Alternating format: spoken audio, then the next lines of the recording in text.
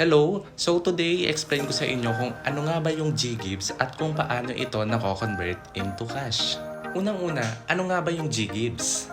Ang GGives ay loan offer ni GCash. Loan offer po siya ni GCash na makikita ninyo sa borrow section. Paano nga ba ma-check kung may offer ka na kay GGives? So bali, buksan nyo muna yung GCash nyo, open nyo yung GCash, tapos punta po kayo sa borrow ng GCash. Kapag nasa borrow na kayo, punta kayo dito sa GGives, i-click niyo yan na GGives, at kapag may offer na, ganito yung lalabas. Kapag meron na kayong offer na katulad ng ganito at nagre-require siya ng activation, dun nyo po i-activate para makuha ninyo or ma-check ninyo kung magkano yung offer na binigay sa inyo ni GCash dito kay GGives. Ngayon, kapag na-check nyo na kung may offer na kayo, ituturo ko naman sa inyo kung paano nga ba mako-convert yung GGives or kung paano nga ba yan mapapakinabangan o kung paano makukuha yung GGives offer na yan. Meron tayong dalawang process kung paano ma-convert yung GGives natin.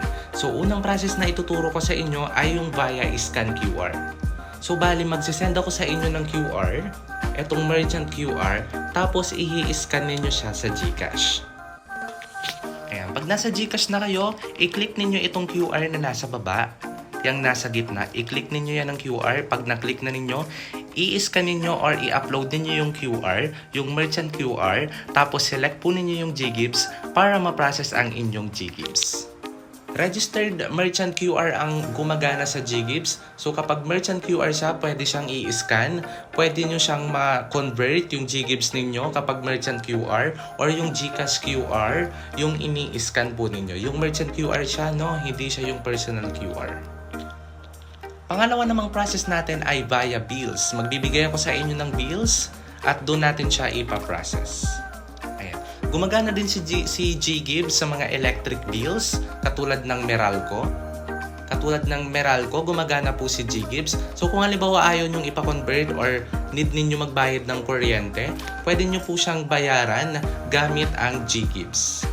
Pwede nyo din gamitin si GGives pambayad ng groceries, pangbili ng gadgets o pambili ng mga appliances. Gumagana din po 'yon basta meron ang merchant, meron yung binibilhan ninyo ng merchant QR, gumagana 'yan si GGives. Pwede niyo po siyang gamitin pang pay ng groceries, ng appliances, ng gadgets. Gumagana din po doon si GGives. Pero kung mas need niyo ng cash, pwede nating i-convert 'yan.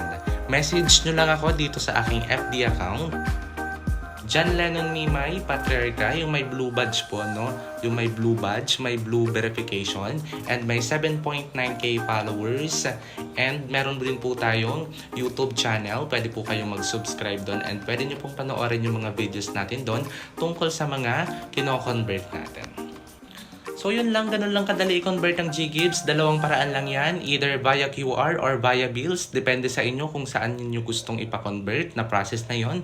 So yun lang, kung meron kayong mga offer na mga ganyan, limited time offer lang siya, nawawala siya, ibig sabihin, binabawi siya na GCash, binibigay siya sa iba. So kung may offer na kayo niyan, huwag nyo nang pakawalan, ipa-convert nyo na yan or gamitin nyo na.